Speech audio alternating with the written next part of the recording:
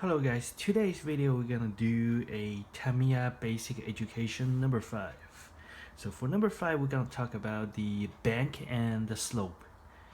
Okay, so basically bank and slope is very common setting in the most track layout which is we have today, and it's really kind of complicated if you have a bank and a slope which is involved on a part of setup on the track layout, because when you have slope you want to have a little bit brake or even a more brake to giving a little bit slow down in order to you can jump over.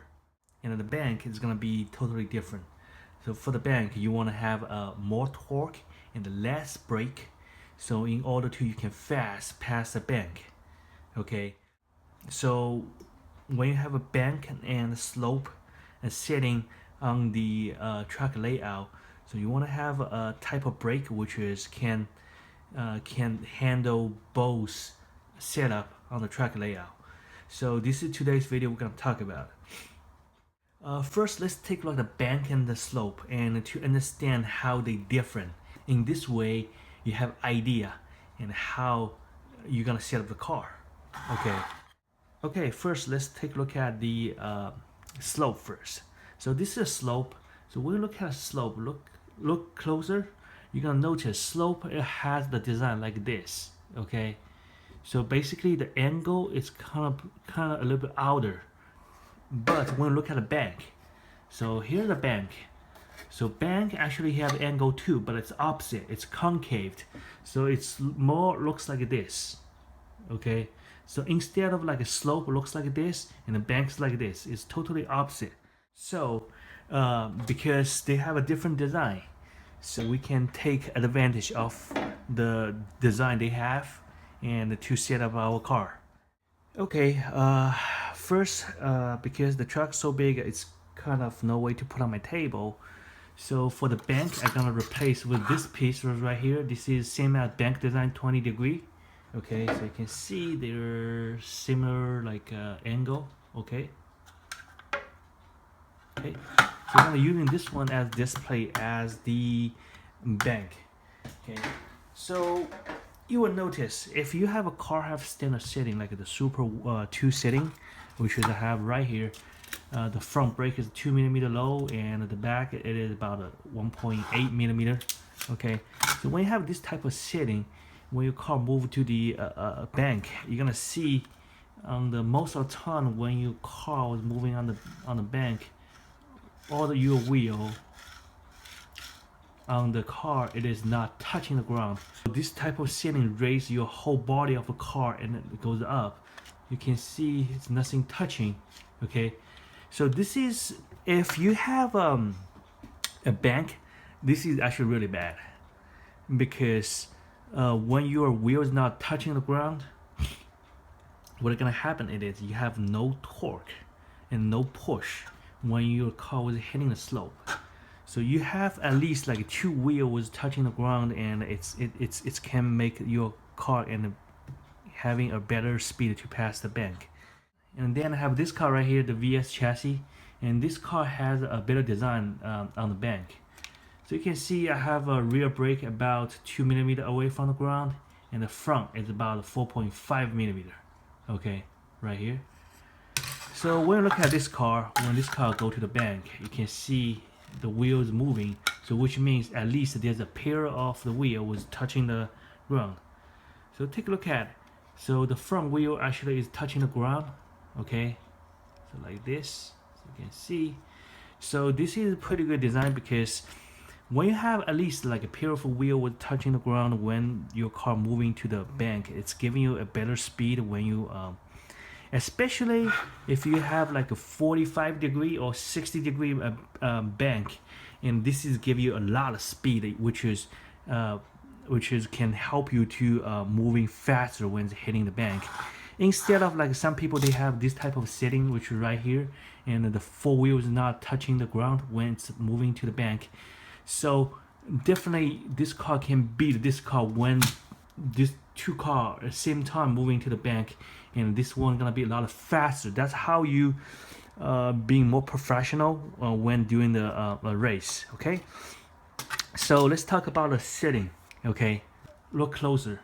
So you will notice even my wheel is touching, my front brake is not really touching anything on the ground. This is how you set up your brake. You have to find a height. See, look at my car right here. My front brake is about 0.1 millimeter away from the ground right here. Okay, so basically it's not touching. So it's giving accident speed on the bank without any resistance. Okay, but you're gonna ask me a question, and if we have this such a high front sitting on the front underguard and the brake, and is that be able to pass the slope? Yes, it will, because when I set up this car, I actually think about the slope, because I'm telling you, bank and the slope have totally different design.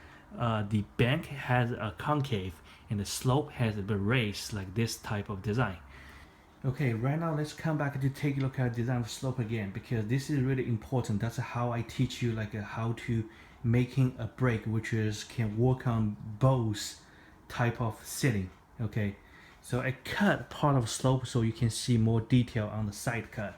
Okay, so look at this car again. My front, it is about 4.5 millimeter away from the ground, and it has a little bit like, you know, the angle design which are on the front brake, and the back is about 2 millimeter away from the ground. And I also tape it because I don't want to have any resistance on the rear brake. So okay, when my car moving to the slope like this, about right here, so you'll notice my front brake gonna be contact to the slope, which is about right here. Okay, so I know it's kind of weird. So why the front brake is not working on the bank, but how come it's working on the slope? Because again, the slope, they have a different design. Slope is like this, and the bank is like this. That's how you take advantage. You're using different type of design, which is they have angled in different way to set up a type of brake only gonna be working on certain angle. Okay, so let me drop my camera so you can see the bottom of my brake, how it is the front brake work on the slope. So okay, as you can see, this is how my front brake works. So I'm taking advantage of different design on the bank and the slope, and you can see on the slope, because they have a raised design like this, so the angle right here can go a little bit deeper when it's hitting the brake, which is right here, because the slope is like this. Again, it looks like this, so that's why I have something raised up so you can hit the brake a little bit deeper, which is right here. But when you have the bank, which is right here, let me give you a better angle on the bank. So when you have a bank, so it's like a concave like this. Okay, so what you want to do, it is you want to make a brake, and the front brake have an angle which is like the one I have right here. Let me give you a closer view, you can see more detail. So, okay, right here, so my front setting right here, it is about 4.5 millimeter. So you have to find a right distance and the right angle which on the front brake, which is right here. So my front brake, actually, you look at the side cut right here, it's gonna be giving a little bit like a round shape right here. So it's also have a little bit angle which is around here. So when my brake was going to the concave like this, it will bypass, which is the part which I remove, which is right here. So look closer right here. This part right here I gotta remove, because if I don't remove this part, due to it is really too due to this one has a concave design, the front part are gonna be hit first. So you wanna cut off the front part, because concave, and when your brake move to here, it's gonna be a little bit lighter. Okay, so that's how we take advantage of the concave design. But when you have a slope, it's gonna be totally different idea, because the slope has a raised design. So it's gonna be like this, a totally different direction. So the brake gonna hit a bit like deeper, instead of like a bank, hit a bit lighter. Okay, so this is how we take advantage of different design on the slope and the bank. Okay, and another thing I'll talk about, the rear brake, you're gonna ask me why I tape it right here. the tape it is right here. It's because I have two functions. Because my car right here, this VS, it's land like this. The rear brake gonna land first. So every single time my car jumps, it's gonna be landed like this. So you better to give it a little bit caution on the back brake. So you better put a sponge brake on the back. So in this case, when you land, it's giving a soft impact, which is giving a better landing, and that's why you better to having a sponge right here. So when it's land, it's giving more stable, because otherwise, if you have hard piece right here, it will rebound. Okay, so that's why you want to put a soft sponge right here. And the reason I tape it, because remember, this car was designed for the bank and the slope track layout.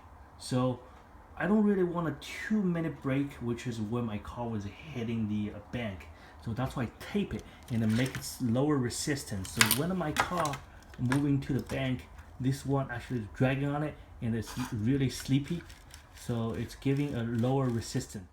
Okay, so you will see when my car moving to the slope right here, my rear brake starting to touching the ground, and it's preventing my front head is over lifting. It's giving a really good position when your car jumps. That's why you're having this one about 2 millimeters away from the ground, and having this one taped, so you're giving a better speed when it is jumps. Okay, and also because I already have the front brake, which right here is going to be contact the slope, which is right here.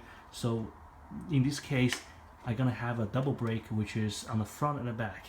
So this is giving not really too much a brake, which is when your car passes slope, because that's the thing I don't really want to. Because if your car, which is like too slow on the slope, which is when it jumps, and you're gonna lose a lot of speed, and it's really gonna be a little bit, you're gonna having a little bit hard time to recover the speed after slope. So it's better to having a better speed when it jumps. Okay, here's today's video. If you have any questions, just go ahead and leave a comment. I'm gonna answer as soon as possible. I know this type of setting is kind of like complicated, but you can just get a slope and a bank and a test on your own, because I already give you some idea on this video, and the rest of them you have to test on your own, because you really have to look at the actual slope and the bank, and it's really hard on the video. I can teach you more detail because there's a lot we can talk about it when the front brake and how it is working with the rear brake, and because this is a very complicated combination setup, and in the professional mini 4-wheel drive. So anyway, so that's it for today. I hope you enjoyed the video.